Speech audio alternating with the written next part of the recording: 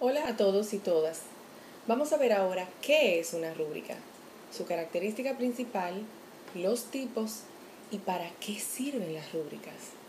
También vamos a ver por qué la importancia de haber conocido anteriormente lo que es una consigna y qué relación guarda esta con la rúbrica.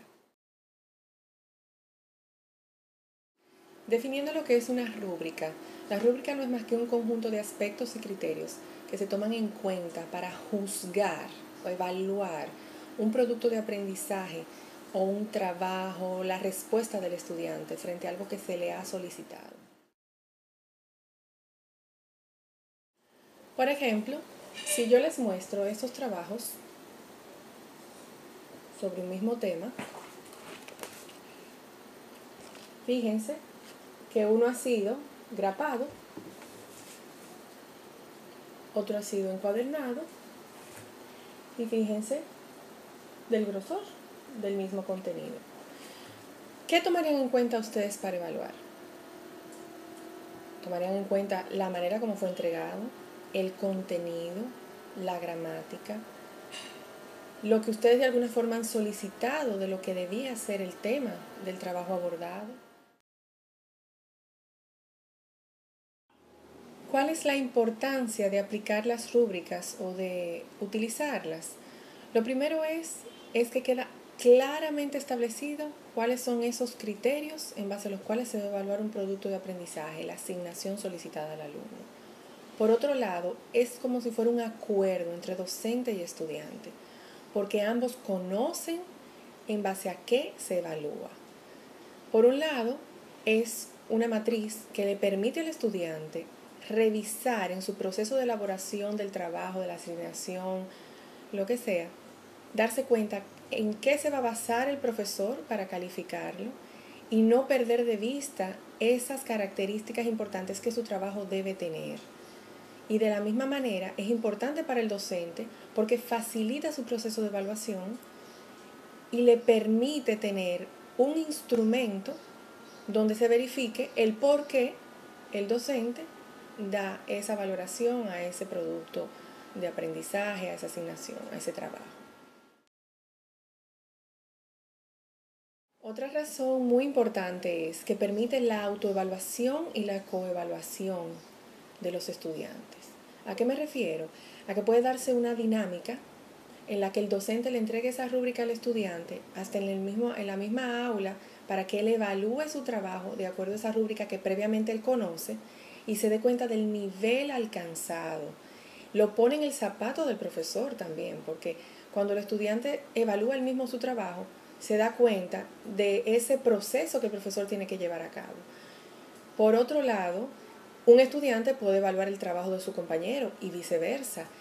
Y así se da una dinámica bien interesante y motivadora en el aula, en la misma aula. Se conocen esos criterios, se comparten esos criterios, se toman en cuenta esos criterios y se trabaja en base a ellos.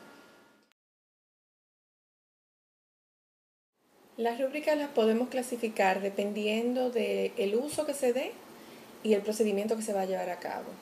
Dependiendo del uso, pueden ser genéricas o específicas. Las genéricas toman en cuenta criterios muy amplios que pueden ser aplicables a cualquier tipo de asignatura o tarea, como por ejemplo la nitidez con que fue entregada, la limpieza, la redacción y ortografía, las ideas de presentación, la organización.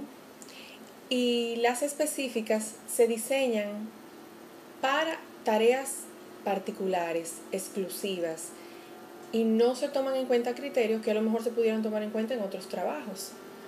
Ahora, ya cuando se habla del procedimiento, se pueden dividir en dos partes también. Pueden ser analíticas o pueden ser global u holística. Las analíticas son aquellas que se toman en cuenta los componentes y características de la asignación que ha sido solicitada al estudiante. A cada una de esas características y componentes se le da una valoración, una puntuación, para luego tomar esa rúbrica, compararlo con el trabajo y de acuerdo al trabajo que tenemos aquí evaluando, pues dar la puntuación correspondiente de acuerdo a ese trabajo.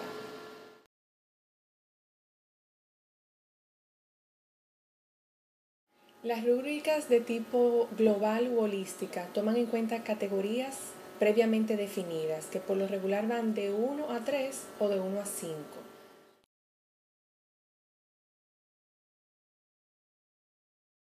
En el caso de las analíticas, obviamente requieren de un mayor esfuerzo y tiempo del maestro, pero la ventaja que tiene la analítica es que arroja mayor cantidad de información sobre el estudiante, sus necesidades, fortaleza y las oportunidades que éste tiene de mejora. La consigna y la rúbrica guardan íntima relación porque ambas dependen una de la otra.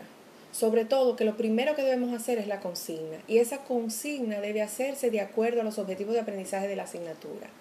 Ustedes recuerdan el ejemplo que yo puse al principio sobre un trabajo grapado con pocas páginas y un trabajo encuadernado con muchas páginas. Si esta entrega es de una misma sección, un mismo docente, hay que ver el tipo de consigna que el docente elaboró. Es importantísimo. ¿Por qué razón? Porque esto puede crear ansiedad al estudiante. Cuando la consigna no ha sido elaborada de la mejor manera, no ha quedado totalmente clara, el estudiante al ver la entrega de sus demás compañeros dicen, ay, pero el mío no está así, el mío está grapado, ay, pero el de fulano tiene muchas páginas. Se ha verificado o que el docente no diseñó una buena consigna o que el estudiante perdió de vista los criterios que el docente compartió con él. Antes de hacer la rúbrica debemos hacer una buena consigna. Y la consigna, cuando está bien hecha, dice qué se va a hacer, de qué manera se va a hacer, la manera de entregarlo, el formato que debe tener, la fecha de entrega, y se habla del contenido y los objetivos por los cuales se está poniendo la asignación o la tarea. Entonces, obviamente, tomando en cuenta todo eso de la consigna, realizamos la rúbrica, que nos va a proporcionar esos criterios que van acorde con la asignatura, con los objetivos que queremos alcanzar de aprendizaje. Y cuando el estudiante lo entrega, es un indicador, tenemos los indicadores de si efectivamente se están cumpliendo con esos objetivos. Los pasos para preparar y utilizar las rúbricas son los siguientes. Lo primero es que debemos elaborar la consigna. Lo segundo es establecer los criterios e indicadores que determinan la calidad de esa asignación. Lo tercero, decidir el tipo de rúbrica que vamos a usar, ya sea analítica o global u holística. Lo cuarto es compartir esos criterios con el estudiante al asignar la tarea. Y ya por último, obviamente, recopilar los trabajos, revisarlos y calificar lo asignado. Espero que esta exposición les haya resultado interesante. Ahora les invito a realizar la asignación prevista para esta semana. Nos seguimos viendo en el aula. Buena suerte.